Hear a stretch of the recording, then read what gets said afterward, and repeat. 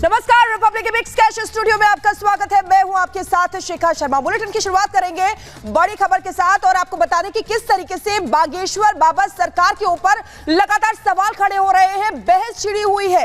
लेकिन इस समय उनके गुरु रामभद्राचार्य सामने आए हैं, उनको भरपूर समर्थन दे रहे हैं और जो उन पर सवाल खड़े कर रहे हैं उनको करारा जवाब भी उन्होंने दिया है। रिपोर्ट आपको दिखाते हैं।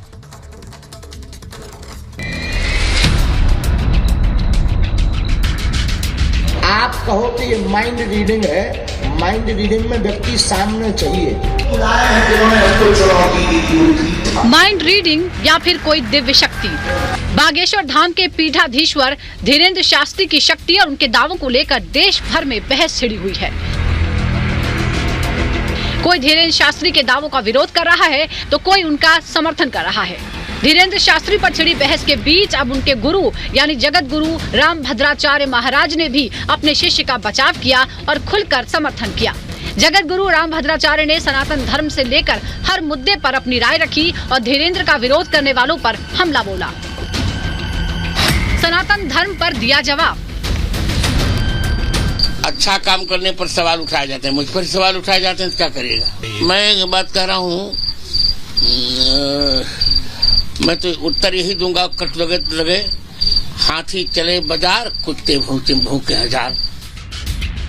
राम कथा पर बात करते हुए जगत गुरु रामभद्राचार्य ने इसे राष्ट्र कथा बताया और उन लोगों पर निशाना साधा जो लोग राम कथा को राष्ट्र से अलग करने की कोशिश कर रहे हैं। राम कथा ही राष्ट्र कथा है। मैं तो राम कथा को राष्ट्र कथा से अलग मानता नहीं। एक आश्चर्य है, लोग राम जी को राष्ट्र से अलग क्यों मान रहे हैं। मैं और बोलूं और एक बात बोलूं, और जो श्री राम को राष्ट्र से अलग मान रहे हों उनको मेरे यहाँ नहीं आना चाहिए।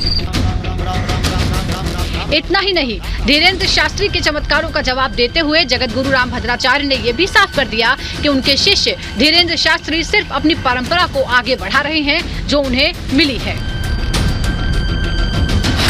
धीरेन्द्र बढ़ा रहे हैं परंपरा।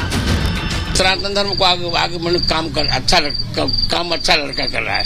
अच्छा काम करने पर सवाल उठाए जाते हैं, मुझ पर सवाल उठाए जाते हैं तो क्या करिएगा।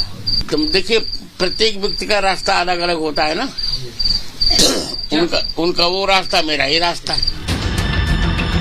धीरेन्द्र शास्त्री की दिव्य शक्ति और उनके सनातन धर्म को बढ़ावा देने के विवाद के बीच धीरेन्द्र शास्त्री को मिली धमकी को लेकर भी उनके गुरु ने इसे गलत बताया और उन्हें सुरक्षा देने की मांग की। धीरेन्द्र को मिली धमकी गलत। ये जान से मारने की धमकी दी है कि 13वीं में मिलेंगे, इस तरह की बात की जा रही है। गलत बातें हैं, उनके लिए अन्याय हो रहा है। सरकार को उसे संज्ञान में लेना चाहिए और उनकी सुरक्षा की व्यवस्था करनी चाहिए। वहीं धीरेन्द्र शास्त्री को लगातार मिल रही चुनौतियों को लेकर एक तरफ धीरेन्द्र शास्त्री ने ऐसे लोगों को दरबार में आने का न्योता दिया तो दूसरी ओर ज्योतिष पीठ के शंकराचार्य स्वामी अभिमुक्तेश्वरानंद की तरफ से दी गई चुनौती पर भी रामभद्राचार्य ने हमला बोलते हुए उन्हें नकली शंकराचार्य बता दिया। शंकराचार्य स्वामी अभिमुक्तेश्वरानंद को दिया जवाब। इस तरह से जादू दिखाना तो फिर जोशीमठ जाएं, वहाँ पर जो धरती में दरारें आ रही है उसे सही कर दें जादू से। वो तो पहले वहाँ के शंकराचार्य जो अभी नकली शंकराचार्य बन, पहले वो कर दें तो फिर उनको मैं भेज दूंगा। भोपाल के नाम को बदलने के लिए भी जगत गुरु रामभद्राचार्य ने मांग रखी। भोपाल का नाम भोजपाल करने की मांग रखी और कहा कि जब तक नाम नहीं बदला जाएगा तब तक वो कथा करने नहीं आएंगे। भोपाल का बदला जाए नाम।